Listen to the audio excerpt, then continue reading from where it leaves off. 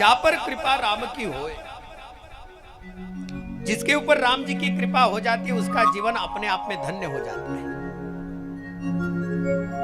उसके ऊपर कृपा करने के लिए सारी की सारी दुनिया एकत्रित हो जाती है, अपने अपने हाथ पसार देती है। इसलिए एक बात अवश्य ध्यान में रखना, सबसे बड़ी कृपा को भगवान की ही मानना। दुनिया में आपके ऊपर चाहे कोई कितना ही बड़ा उपकार कर ले, उसके लिए कृपा का शब्द कभी प्रयोग में मत लाना। कृपा करने का अधिकार केवल और केवल भगवान का है, संतों का है। इसलिए सद्गुरु साईनाथ महाराज की कृपा, भगवान श्री कृष्णचंद्र परमात्मा की हम सब के ऊपर कृपा, ये शुकतीर्थ का स्वयं संकल्प आज धानोली में आया और इसका एक अत्यंत सुंदर ऐसा स्वरूप यहां पर प्रकट हुआ। कथाओं का सत्र, कथाओं का दौर, कथाओं का चिंतन हम सब लोग करेंगे, लेकिन इन सब में सबसे बड़ी बात यह हो जाती है कि हमारे जीवन में इस प्रकार का अवसर आने का सबसे बड़ा कारण क्या है, उसे भी सुन ले। आज परिवार के सारे सदस्य यहां पर एकत्रित हैं। गांव के भी न जा, धानोली के भी स्वयं न जाने कितने लोग आज यहां पर उपस्थित हैं। बाहर गांव से आप सब लोग जो पधारे हैं, आप सबके जीवन का एक अत्यंत सुंदर क्षण है और ऐसा समय है कि जिस समय को लेकर के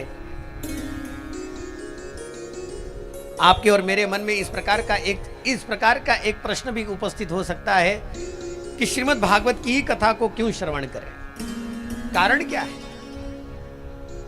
क्योंकि कथाओं के द्वारा तो आजकल सारा का सारा जगत कथा के बहुत समीप आ गया है और कथा से बहुत सन्निकट हो गया है, कथा को बहुत ज्यादा सुनता है। लेकिन बारंबार स्वयं श्रीमद् भागवत की कथा क्यों? What is the purpose? इसके पीछे क्या है? अपने जीवन के इस समय को आज आप और हम सब मिल करके अगर बैठ करके स्वयं श्रीमद् भागवत की कथा को सुनने के लिए आए हैं, तो इसके पीछे कारण क्या? दास की बुद्धि तो आप सबके सामने केवल इसी बात को लेकर के चलेगी, कारण ढूंढने की कोशिश मत कीजिए। कारणों को ढूंढते जाएंगे तो अपने आप में जो रस चखना है वो रस हम चख नहीं पाएंगे। ध्यान में रखें। कभी कभी जिस बात को लेकर के हमारे मन में कोई संकल्प आता भी नहीं, कभी हम विचार भी नहीं करते और एकाएक वो वस्तु या फिर वो पदार्थ या फिर वो व्यक्ति हमारे सामने आ जाए और ऐसी उपलब्धि दे दे कि जिस उपलब्धि को हम हमारे मन में कभी विचार भी नहीं करते, फिर हम विचार करते हैं कि ये ऐसा कैसे हो गया। तब एक कहावत मुझे याद आती है और कहावत बहुत अच्छी है। आम के दिन चल रहे हैं ना, तो बराबर वो कहावत यहां पर फिट है। तुम तो आम खाओ, गुठलियां मत गिनो। कथा का रस पियो। कथा मिली कैसे, इस कारण को सुनते सुनते जीवन रस को छूट जाएगा। भगवान की कथा का रस चखने में अपना समय लगा दीजिए।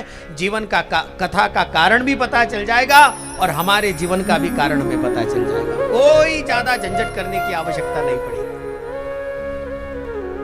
कथा मिली कैसे, कथा का वास्तविकता में ये सारा का सारा प्रसंग मेरे जीवन में आया कैसे,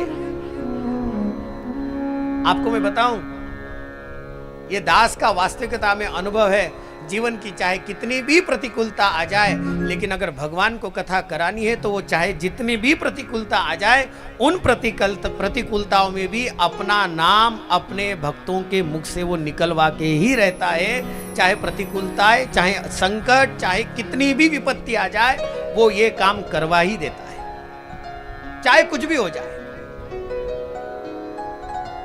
और दास तो ऐसा ही मानता है कि चलिए ये जीवन की कुछ परीक्षाएं होती हैं, जिन परीक्षाओं को हमें देना चाहिए। ये परीक्षा है जीवन की।